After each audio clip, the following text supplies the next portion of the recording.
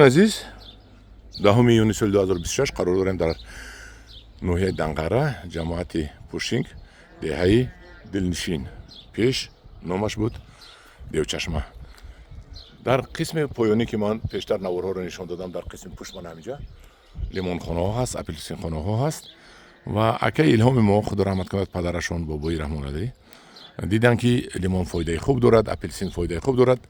اینجور نیز سنگواش رو تازه نموده خاک آورده، اینجور نیز یک لیمون خانه دیگر گرم خانه دیگر میسوزن که یک 6 با 70 هست تخمینا. دو قطار ماندارین ها آورده شنوندگی هستن، اینا ماندارین ها از من آوردگی بودن، گلوش پشوندگی نبود. امسال خنک زد، من امسال باز از قسم پایینش زده برآمده است. همداران عزیز دید آدم که فایده شو دید، مهنت کرد، فایده دید میکند.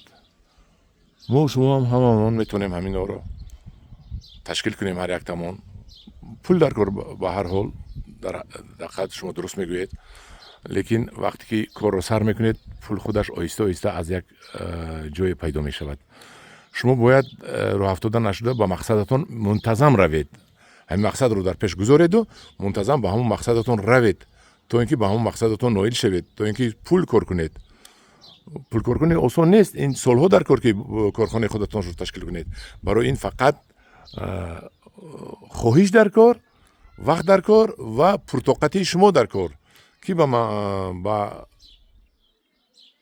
مسیر خود به نقطه‌ای که شما گذاشتید به آنجا رفته رسید.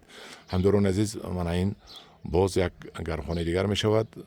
با اکای الهام ما یک جان تشکر میگوییم.